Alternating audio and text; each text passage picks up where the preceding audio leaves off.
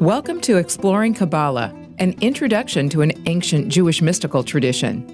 In the first episode, we learn that the Zohar, a central text of Kabbalah published in Spain in the 13th century, while fascinating, is a challenge to understand. The student of Jewish mysticism needs a key, but why is the text so confusing? And what is that key to comprehension? We find out with the help of Rabbi Ari Solish, director of the In-Town Jewish Academy, the adult education center of Chabad In-Town of Atlanta. The reason is because, number one, it's talking about stuff that's up there and out there. Number two, it's not written for everyone to understand. It's written in a language, it's almost like a map that you need a key to decode. It's like any cryptology. It's written in a language that you need, but instead of, the language is decipherable in and of itself. It's written in Hebrew and Aramaic, and you can read it and translate the words, but the meaning of it, you need that key to really understand it. That key doesn't appear until the 1500s, which I'll talk about in a moment. The key doesn't appear in written form until about the 1500s, and in the city of Safed of Tzfat in Israel. That's when the mystics of Israel not only are teaching Kabbalah, but they're writing it down for the first time in a way that's decipherable. In both languages? So Sefer Yetzirah is written mainly in Hebrew. The work of Zohar is primarily in Aramaic. Now Zohar, again, according to tradition, was written by Rabbi Shimon Bar Yochai, who was a sage of the Mishnaic era, the times of the Mishnah, which predates the times of the Talmud by a few centuries. And the Mishnah and the Talmud, those were written, the Mishnah was written in Hebrew, but it was a time when Jews were speaking Aramaic. So that's another clue that it dates back to that era because it's written in that language in Aramaic, which is that more ancient Jewish language that Jews spoke then. And Hebrew would have been the more biblical. Hebrew is biblical. The Aramaic was the like you said, like the street language. It's like the Yiddish. Yeah. It's like the Yiddish of of a few thousand years ago. So, for example, the Mishnah, which is the first appearance of this gets to another topic. The first appearance of the oral Jewish tradition. So the Mishnah is written in Hebrew, but the Talmud is written primarily in Aramaic. And you'll have some Hebrew mixed in there, but primarily Aramaic. The Zohar is written in Aramaic. Subsequent mystical texts, traditionally written in Hebrew. I could see where not everybody maybe could even read. Oh, yeah. I mean, you can't, even people that know Hebrew, people well-versed in Hebrew, Aramaic is a closed language. That itself requires years of study and immersion to pick up the language of Aramaic. Now, today you have English versions of Zohar, English versions of the Talmud, which is written in Aramaic, so you can study Aramaic, and there are dictionaries, Aramaic dictionaries that you can buy that will, decode the language for you on that level. But even with getting past the language barrier, you have the conceptual barrier, which is another conversation altogether. But I want to emphasize this point, that as this was taught secretively, in smaller groups, in exclusive settings, throughout the ages, throughout the centuries, it's important to remember that those teachers and those students, they did understand what it was talking about. Obviously, they understood it, and they explained it, and they taught it, and it was well understood. The idea was, though, that this is not meant for everybody, and so we're going to leave it in esoteric language. Number one, people shouldn't understand it. Number two, they shouldn't try to understand it. And number three, it can remain kind of the exclusive hold of those that need access to it. And this is how it remained. There were always students of Kabbalah. Kabbalah was always taught. And in fact, you have in the Talmud itself, the Talmud is not a Kabbalistic book. The Talmud is the great work of Jewish law. But in the Talmud, it talks about two Talmudic sages who used to study Sefer Yetzirah, the Book of Formation, on the eve of Shabbat, Friday afternoon. And through studying it, they created a young calf, a young animal, and that's what they used to eat for the Shabbat meal. Instead of going to the store and buying some meat for the Shabbat dinner, they were meat eaters. They created the food through the study of Sefer Yetzirah. Now, the Talmud is not a Kabbalistic text, and yet we find that it has no problem just casually throwing out a story of this mystical tradition. The point is, the reason why I'm mentioning this is, number one, to show that Kabbalah has other it comes out in other areas of Jewish study. Not only the mystical texts talk about the mystical text, but even other texts talk about the mystical side of it. But in addition to that, it was studied, and it was a part of Jewish life, although I would say not mainstream Jewish life. When I say mainstream Jewish life, I mean not everyone was studying it, but it was a normative part of the Jewish study experience. And those that were capable of understanding it usually were introduced to it and drawn into those circles. And were these circles primarily of men? And if so, was there any kind of a parallel women's Kabbalah? That's a great question. So, to my understanding, it was primarily men. I am not very familiar with what we might call women Kabbalists or women Kabbalistic groups, although today Kabbalah is taught, and I'm kind of leading into where we are today, but today Kabbalah is taught to everyone, and we'll see why. But I don't know in ancient times, I'm not familiar with that tradition. It doesn't mean that it didn't happen, it doesn't mean that there weren't circles, it's me not being familiar with that. So number one, in Jewish thought in general, and you can't always speak in generalities, but this may be a little bit helpful. So it's said that women have a greater degree of spiritual sensitivity than men. In other words, women typically have a greater intuition, spiritual intuition, than men do. So on one level, what may need to be taught in a formal setting for the men may be understood intuitively for the women when we talk about the spiritual realities. That's number one. Number two, I did teach a text a few years ago that was focused on some mystical teachings specifically regarding women. So the text that you referenced that I'm teaching now, Sunday mornings, that text is more about men and women and relationships and love and intimacy from a mystical perspective. But this other text that I taught a few years ago was primarily about the spiritual composition of women and some practices, spiritual practices that they have taken on over the years that reflects their specific spiritual origins and connections. For example, the tradition that women have to reduce the work that they do on the first day of the Jewish month, Rosh Chodesh, that type of association between the rebirth of the moon. Obviously, the moon doesn't go anywhere, but it's just rebirth to the way we see it.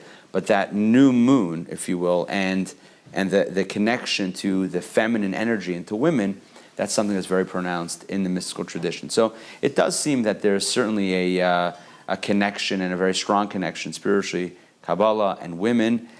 As far as who were the leading teachers and students and where were these groups located, so that I don't know. Though women in 13th century Spain may not have specifically studied Jewish mysticism, Kabbalah appears to have gained wider acceptance. So we have now the publication of the Zohar, and immediately people are studying it, and the works of Kabbalah are now open to a new audience, those that understand it and those that perhaps don't understand it. But once you publish something, so you publish, it's forever. The written word has a longevity to it, whereas the spoken word is heard and then internalized by the listener, but it doesn't have life beyond that interaction unless that person repeats it. But again, it's still in somewhat of a limited context. Whereas the written word has a continuity to it. So once the Zohar is published, so that kind of creates this movement, this Kabbalistic movement.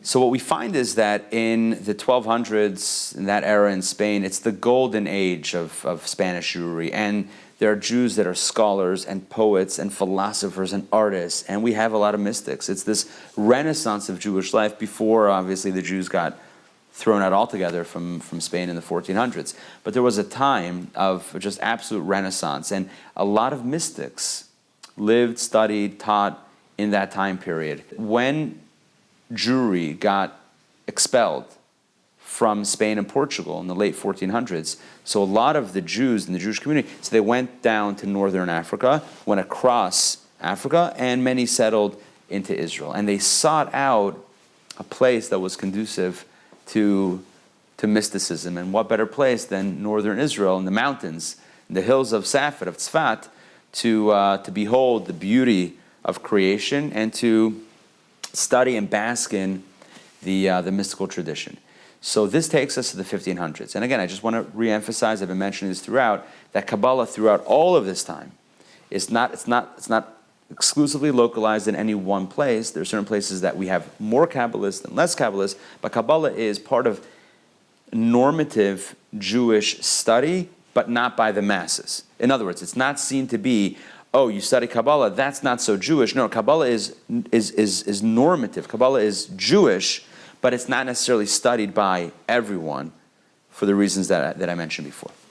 But now fast forward to the 1500s. So you have the Ramak, Rabbi Moses Cordovero, Rabbi Moshe Cordovero, who was born in 1532.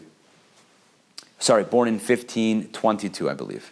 And then you have the Arizal, Rabbi Yitzchak, Rabbi Isaac Luria, who was born in 1534.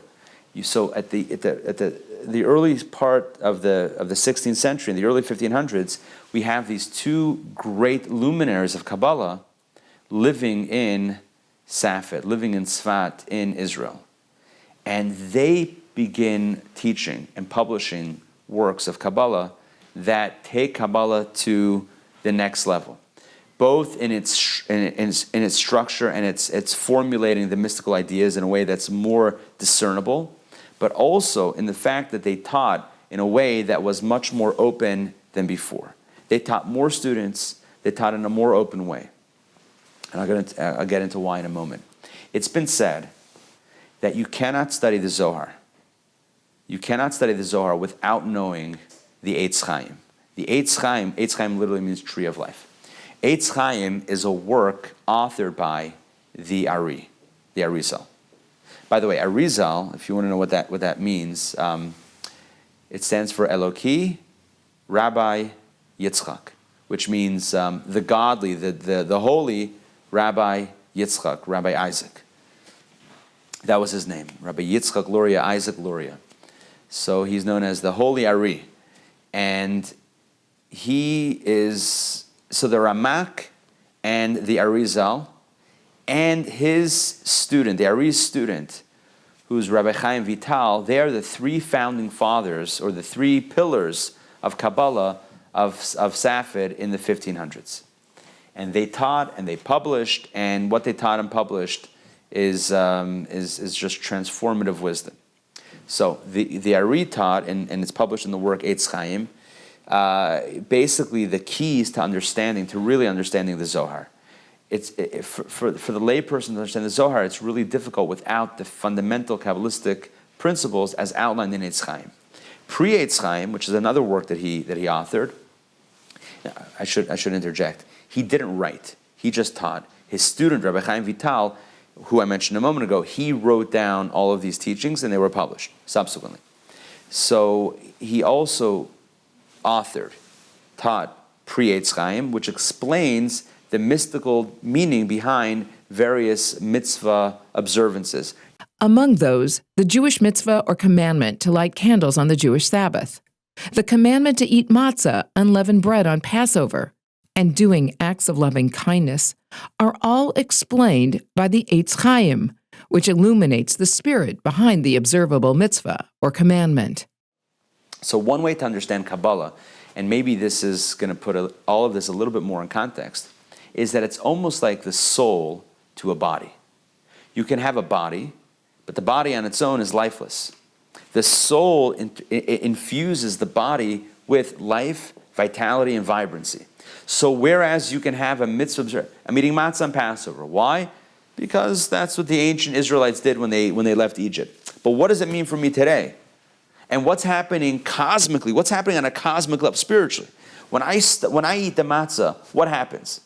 And when I eat matzah, what happens above and what happens within when I eat matzah? Because I said Kabbalah speaks of without and within. But what happens on a spiritual dimension? Once I know that, and now I show up to a Passover Seder, and there's matzah in front of me, my eating matzah will be infused with such a different dimension of awareness and emotion, so the mind and the heart, which drives the behavior. I'm going to eat matzah on a totally different level than before. Otherwise, It's an ancient ritual that I'm doing to commemorate the past. But now I know that when I eat matzah, it affects the cosmic realms, which has an effect on the lower realms, and it affects me inside in a way that is measurable and tangible. So now I'm going to eat matzah on a completely different level.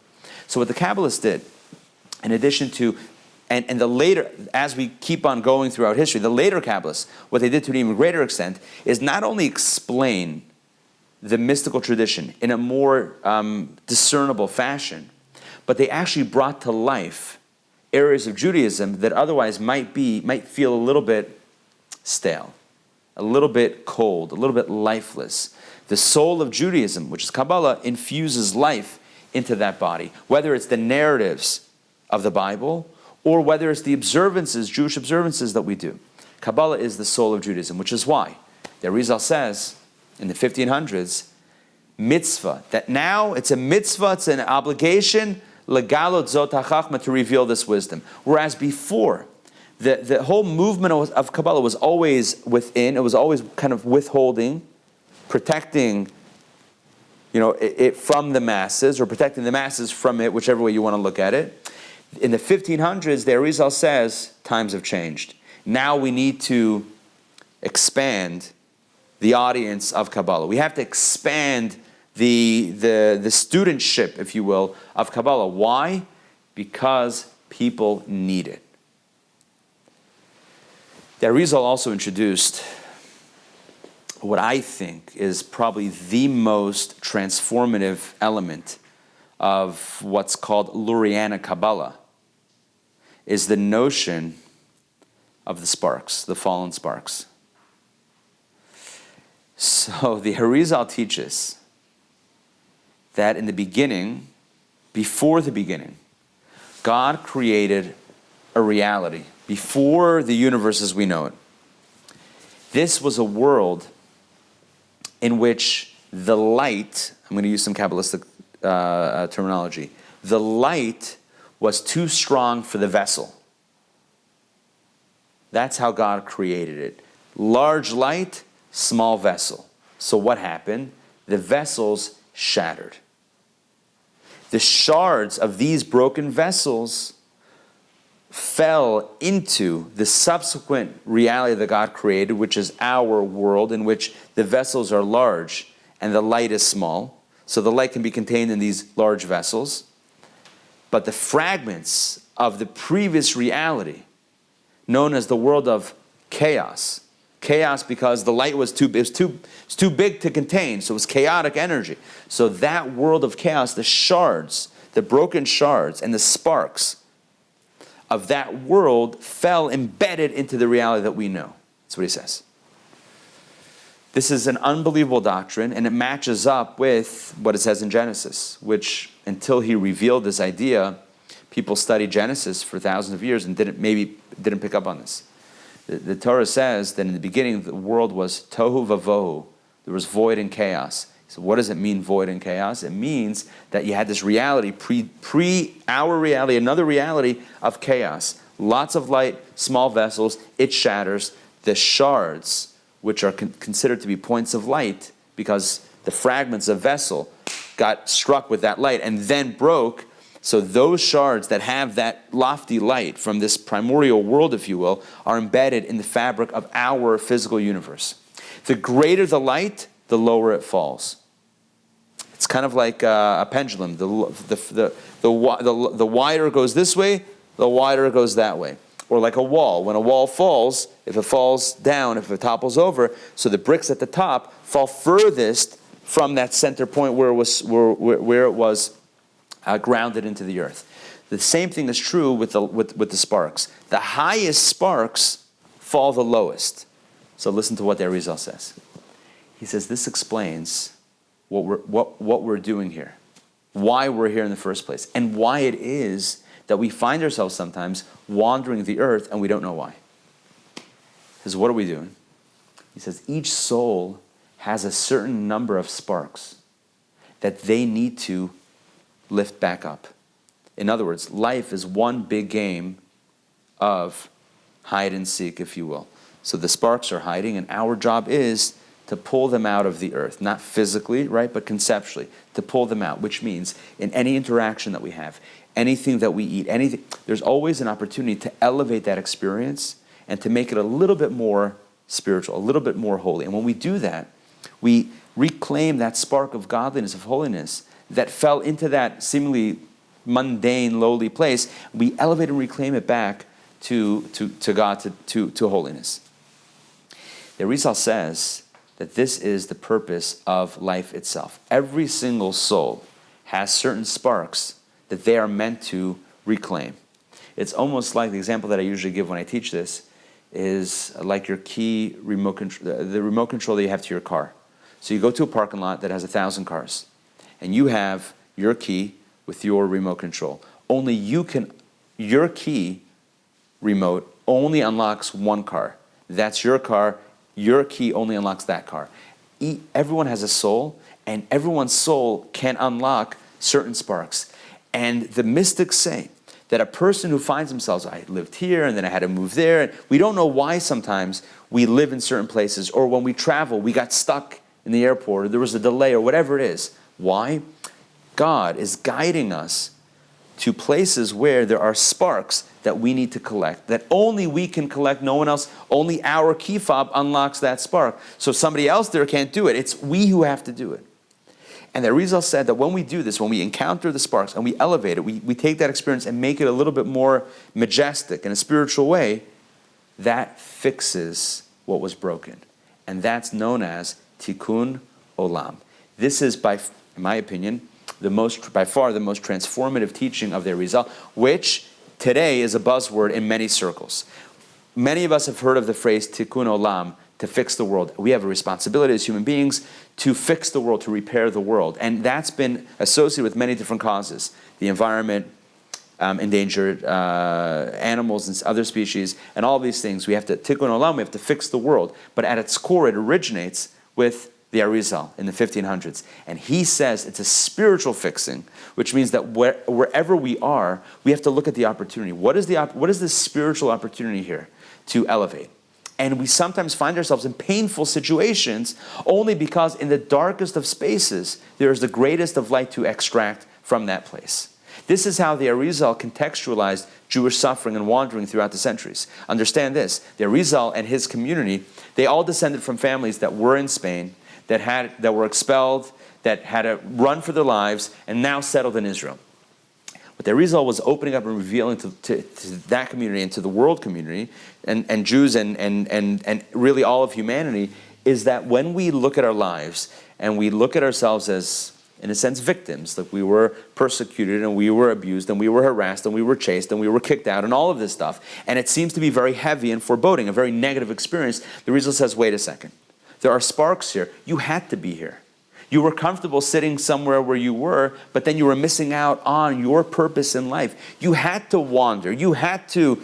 Now, it could happen one of two ways. It could happen in a pleasant way, maybe in an unpleasant way. And we ask God that we be sent where we need to go in a pleasant way, not an unpleasant way. So that maybe doesn't explain that element of it. But the fact that we were displaced and we were wandering, and we've been, historically, Jews have been, well, until very recently, in general, outside of Israel, from the times of the Romans, destroying the temple, Jews living outside of Israel and wandering the world in diaspora and in exile, so to speak. He contextualizes all of this and says, the reason is because there are these sparks that need to be reclaimed, and this is tikkun olam, this is fixing the world. So that is one of the most, I would say, daring and most eye-opening teachings of Kabbalah. And you can see why this catches on. A person who is going through perhaps difficult times hears this, contextualizes all that's going on, and says, what is the light that can be born of this situation, and how do I bring it out? And it transforms their whole approach. That the Jewish people embraced mystical teachings after their expulsion from the Iberian peninsula in the 15th century is no mystery. The Jewish spirit was down, and there were things throughout the centuries in which life became very depressing and very down, etc. And it wasn't only because of that, but that's part of it. So there's a beautiful parable that's given, which I think is germane to this point that you mentioned, that I'd like to follow up on. There was once a king whose child was deathly ill, And the king brought in all of the greatest physicians, and no one had a cure. They tried this, tried that, or the other. Nothing would work. Finally, there was one physician, one expert that came in and said, I have one cure, but I'm afraid to tell it to you. He says, tell it to me. He says, there's a mineral that possibly, if it's mixed within the right way, with the right amount of liquid, etc., there's one mineral that might serve as a cure to your son, but I'm afraid to suggest it. Why are you afraid? Because it's actually the crown jewel of your crown, the crown jewel of your own crown. That's where that gem is. The only one that I know of in the world is your crown jewel. So the only hope for your son is to take out your crown, ruin your crown, take out the crown jewel, grind it up into a powder, mix it with liquid, and then try to administer it to your child. So the king says, it's not a question. Of course, let's do this. It's for my son's life. Sacrifice the crown for my son's life. And so indeed, this is what they do. They grind it up. And at this point, the prince, the son, is so ill, he can't even swallow. But somehow they open up his lips, they open up his mouth, and they pour it in, and most of it spills out. Most of it is wasted, but a little bit gets in. And that little bit of this potion or this cure gets in, and indeed begins the healing process for the prince, and the prince is healed. So the mystics, and I'm talking now about like the Baal Shem Tov in the 1600s and 1700s, and the Alter Rebbe, the Rebbe Shneur Zalman of Liadi, the founder of Chabad, and the subsequent mystics. So they brought this type of parallel to explain why it is that we need mysticism more than ever today. Because in general, it's harder to be spiritual today than perhaps in the past. And because of that, we need a jolt of spirituality. We need an infusion of the deepest secrets. Whereas it was always thought we have to protect the jewel, the crown jewel, from the masses. It's not good to share it to everybody, people that might interpret it or might waste it. It's gonna dribble down the king's mouth. It's not a good thing. It can't be wasted. It can't be discarded like that. But the conscious decision was made that if it can revive the prince, then it's worth all of the effort.